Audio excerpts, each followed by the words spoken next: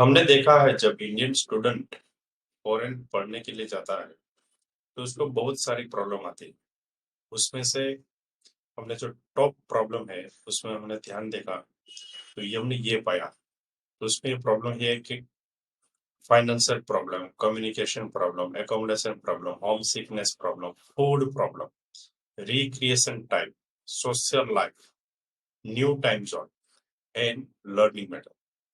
आइए देखते हैं उसको डिटेल में कि किस तरह से वो फाइनेंशियल प्रॉब्लम उसको होती है और किस तरह से उसको मैनेज करना होता है। तो फाइनेंशियल एडवाइजरी में उसको मंथली बजट क्या है वो उसको खास ध्यान रखना पड़ता है, क्योंकि उसको रेंट पे करना है, बिल पे करना है। बिल में देखो तो टेलीफोन बिल होता है, गैस बिल होता है, इलेक्ट्रिक बिल होता है, पानी का भी बिल होता है। उसके साथ साथ उसको ट्रांसपोर्टेशन का भी बिल पे करना पड़ता है। और उसके साथ-साथ उसको सेविंग मनी भी करना होता है, क्योंकि नेक्स्ट सेमेस्टर जब उसका स्टार्ट होने वाला होता है, तो उसके लिए मोस्ट ऑफ स्टूडेंट वहाँ से उसको पे करना पड़ता है। तो बहुत ही अगर प्लानिंग से करेंगे, तो ये सारा कुछ हो जाएगा। ज़्यादा खर्चा नहीं करेंगे, तो ये बहुत अच्छी तरह से मैनेज हो जाएगा। दूसरी बात क्या है? Work can wait, learn can't. If you learn well, you will earn well too. जब आप पढ़ रहे हो उस दरमियान आपको अर्निंग में ज्यादा फोकस नहीं करना। हाँ, आपका जितना मैनेज हो रहा वो करें, क्योंकि आपका जो काम करने का है ना वो तो कभी भी मिल जाएगा, जॉब मिल जाएगा आपका स्टडी खत्म होने के बाद। लेकिन आपका जो लर्निंग है, अगर एक बार आपका टाइम चला गया, उसके बाद आपका जो लर्निंग होगा वो कोई हिसाब से फुलफिल नहीं होगा। तो आप थोड़ी सी आवक बढ़ाने के लिए प्लीज ऐसा मत कीजिए। नेक्स्ट है कम्युनिकेशन। हमने देखा है कि बहुत सारे स्टूडेंट कम्युनिकेशन में बहुत वीक हो जाते हैं। जैसे बाहर जाते हैं तो they stop their mouth, they don't have any material to share with someone else. तो अगर आप जाने जाने से पहले ही आप कौन सी कंट्री में जा रहे हो वो आप डिपेंड करता है। अगर इंग्लिश स्पीकिंग कंट्री है तो अच्छी तरह से इंग्लिश सीख के जाए। ऐसा ना हो कि आपको वहां से जाके कम्युनिकेशन ही ना आए। अगर आप फ्रेंच स्पीकिंग कंट्री में जा रहे हो तो फ्रेंच सीखे। यूरोप की कोई भी कंट्री में जा रहे हो, यानी कि जर्मन जा रहे हो, इटली जा रहे हो, स्पेन जा रहे हो, पोलैंड जा रहे हो, जहां पे भी जा रहे हो, अगर आपको उसकी लोकल लैंग्वेज नहीं आती है तो आपके लिए बहुत ये प्रॉब्लम हो सकता है। और कनाडा में भी सेकेंड लैंग्वेज फ्रेंच चलती है। बहुत सारे स्टूडेंट हमारे साथ फ्रेंच सीखते हैं और कहीं को हम एडवाइस भी करते हैं कि फ्रेंच आप सीखे। लेकिन स्टूडेंट के दिमाग में यही है कि कनाडा में अगर इंग्लिश है तो हम सब कुछ कर लेंगे। तो आपको ये 3-4 साल के बाद पता चलेगा कि लैंग्वेज का इम्पोर्टेंट फॉरेन में क्या है। दूसरी चीज हमने देखी है कि वहां पे एकोमोडेशन की प्रॉब्लम स्टूडेंट को बहुत होती है।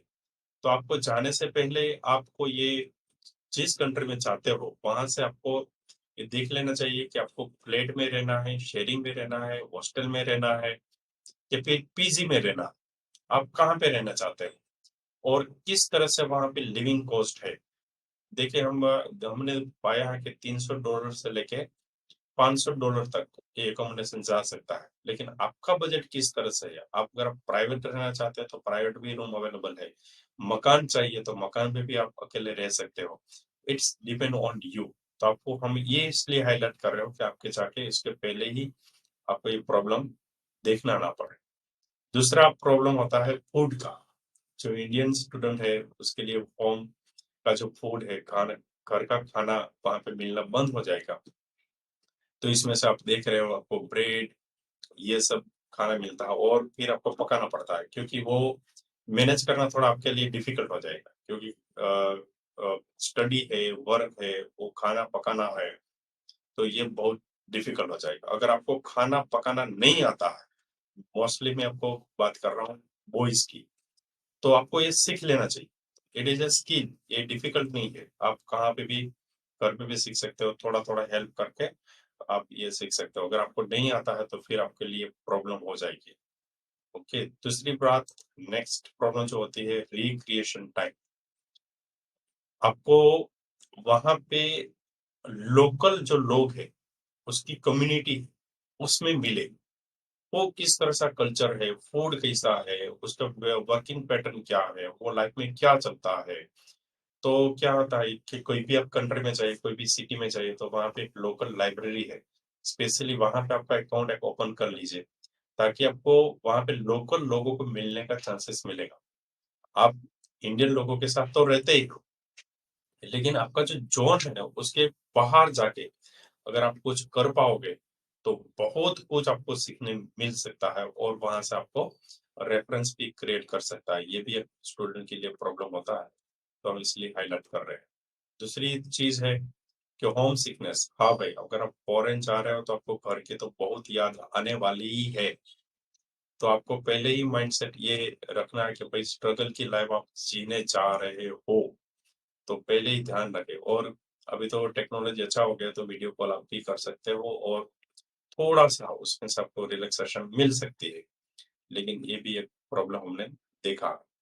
सोशल लाइफ, तो जितना इंडिया में सोशल लाइफ हम जीते हैं कि एक-दूसरे के घर चले जाते हैं, एक-दूसरे को मिलने चले जाते हैं, तो फॉरेन में जाके आपको ये तुरंत मिलने वाला नहीं है। और किसी के घर पे भी जाना है, किसी को मिलने भी जाना है, तो आपको एक अपॉइंटमेंट के साथ वहाँ पे मिलने जाना पड़ेगा। ऐसे ही किसी के घर पे आप नहीं जा पाओ।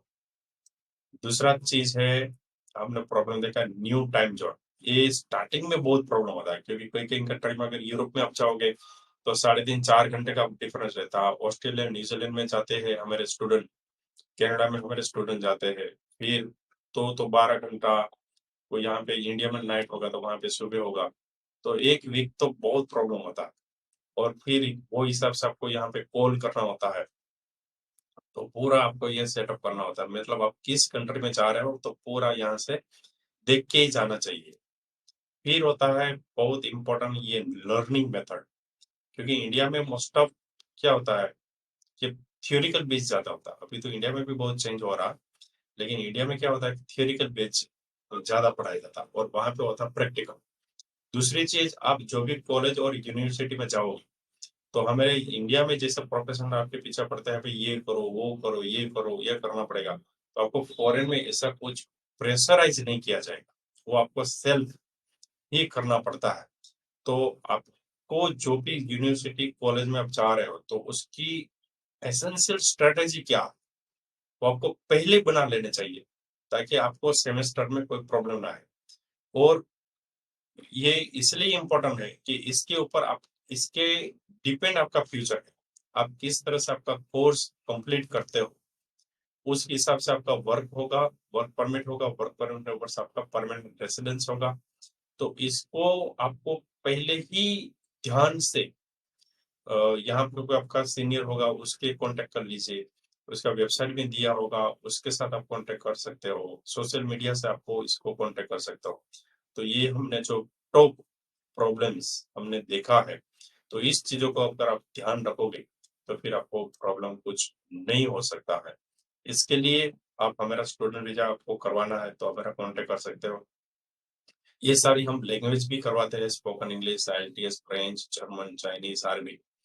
तो मेरा आपको पूरा रिक्वेस्ट है कि जब भी जो भी कंट्री में जाए, वो पूरा प्रिपेयर होके जाए, ताकि आपको अगर ऐसे ही चले जाओगे तो 6-7 महीना ऐसे ही बर्बाद हो जाएगा। लेकिन वही चीज़ आपको इंडिया से ये करके जाओगे, तो आपको ये बेनिफिट होगा। Thank you so much for watching. Thank you.